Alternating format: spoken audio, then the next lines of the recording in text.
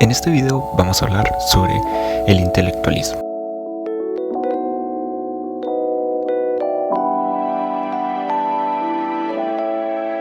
Vamos a hablar primeramente de lo que es el intelectualismo desde una definición. Luego pasamos a la historia y desarrollo, y esto de aquí se desglosa lo que es el intelectualismo antropológico, cómo llegar a la virtud, y de ahí desplegamos lo que son características. Ahí se despliega su explicación teórica, el intelectualismo en la política y Platón, y por último las críticas del intelectualismo moral.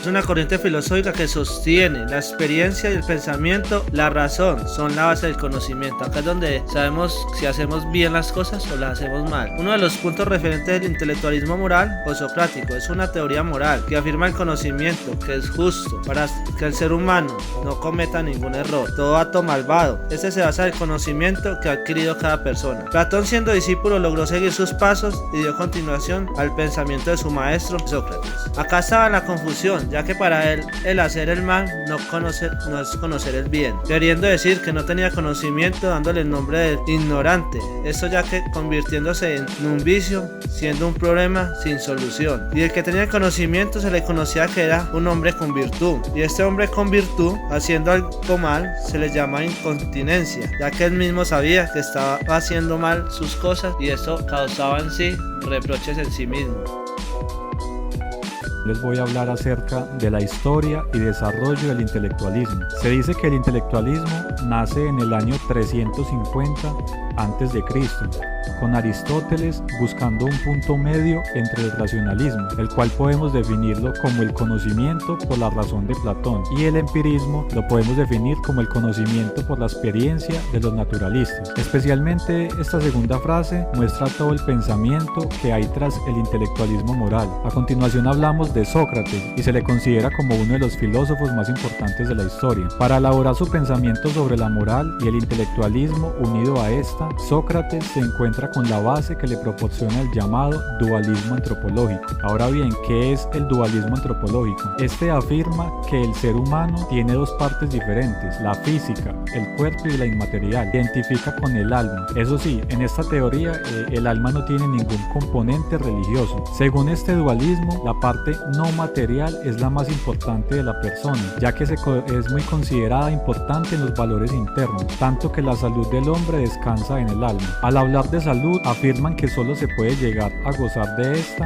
mediante la virtud, que se alcanza a través del conocimiento. Cuando se habla de conocimiento no se refieren a lo que puede tener un sabio, sino a la verdad que se dice. ¿Cómo llegar a la virtud? Convencido de esto y como ciudadano preocupado por sus compatriotas, Sócrates comienza a desarrollar este tema en lo que puede ser considerado como uno de los primeros trabajos sobre la moral y la ética. Hay que tener en cuenta que para el filósofo conocer la virtud era la única forma de que los hombres pudieran ser buenos. Solo mediante este conocimiento, mediante saber qué es la virtud, el ser humano puede llegar a acercarse a la bondad y a la excelencia. Ahora continuamos con las características del intelectualismo moral. Hay que considerar que Sócrates no dejó ninguno de sus pensamientos por escrito, que estos trascendieron a través de sus discípulos, especialmente del pensamiento de Platón. Esto es importante porque, según algunos autores, ciertas implicaciones de la teoría del intelectualismo moral en el campo de la política obedecen más a las creencias del alumno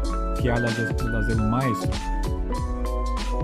Desde la explicación teórica vamos a partir desde una idea que tiene Sócrates. Según Sócrates, él planteó lo siguiente: que no existe la posibilidad de que alguien, así de manera propia, voluntaria, pueda generar un mal o pueda actuar en perjudiciar a otra persona, que nosotros desde un inicio, desde una concepción, nacemos con una ingenuidad, con una inexperiencia y con una falta de conocimiento, y que es gracias a este proceso de formación que nosotros nos vamos moldeando según el ambiente en el que nos estamos desarrollando. En pocas palabras, nosotros nacemos sin conocimiento, sin moral, sin nada, y es dicha sociedad que nos llega a corromper, que nos moldea, que nos forma según cómo nosotros vayamos a actuar. Es por tal motivo que Sócrates, que para el conocimiento o que para esto de la formación se debe tener un referente, un molde, un ejemplo para que se pueda desarrollar, se pueda formar. Esto para que sea un hombre moral, una persona buena, adecuada a cada circunstancia y a cada momento. Hay otro autor, Nicolás frase de Maquiavelo que plantea que es totalmente lo contrario, que la sociedad ya está corrompida y que es ese ambiente en el que nos desarrollamos. Maquiavelo indica de que no es la sociedad que nos corrompe, siempre ha estado así corrompida, y que desde nuestras concepciones nosotros tenemos esa malicia, ese actuar en contra de una persona, y que conforme vamos creciendo y dependiendo de un ambiente actuaremos con hostilidad o actuaremos referente a las circunstancias o momento conforme a nuestra formación. Intelectualismo en la política y Platón. Platón fue un discípulo de Sócrates, o un seguidor de Sócrates.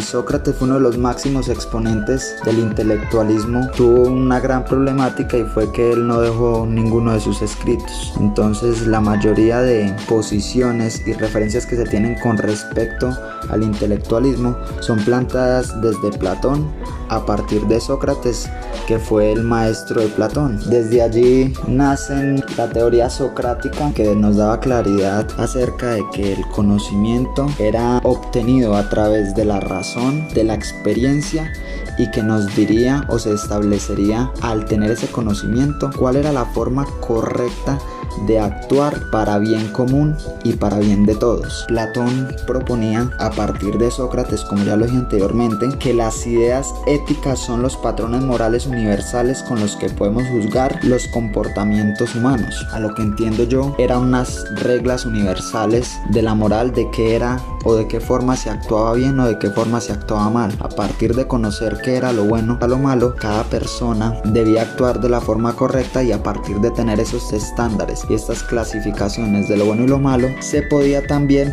juzgar a las personas y juzgar cada uno de sus comportamientos. Ellos orientaron también el conocimiento y el intelectualismo hacia la política, ya que ellos consideraban pues que dentro de la política, dentro de nuestros gobernantes, estaba un cambio y darle una transformación a la sociedad. Representantes y nuestros políticos entendieran, actuaran en función de la sociedad como tal. Para Platón, que cuando se actuaba mal era porque no se tenía el conocimiento, es decir, se era ignorante. Si no se tenía el conocimiento era la única forma de actuar mal, pero que alguien que tuviera el conocimiento realmente solo iba a poder actuar bien. Ya para finalizar, hablaremos sobre las críticas al intelectualismo moral. En su época, lo primero que los críticos reprocharon a Sócrates sobre esta teoría es cierta indefinición sobre qué se considera conocimiento. Se sabe que no se refería a saber más datos o ser un gran matemático, pero nunca acabó de aclarar cuál era su naturaleza. Por otra parte, aunque su pensamiento, continuado por Platón, fue muy aceptado en su día, la llegada de Aristóteles provocó que quedara aparcado.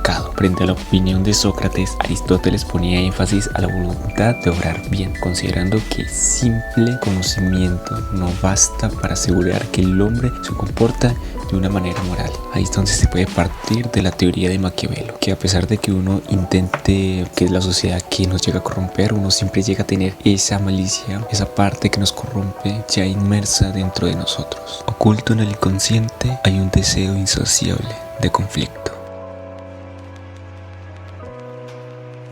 Y con esto finalizamos la presentación sobre el intelectualismo. Cualquier duda, pregunta o sugerencia referente a la presentación se dará respuesta en el foro de aulas virtuales de la Universidad del Quindío.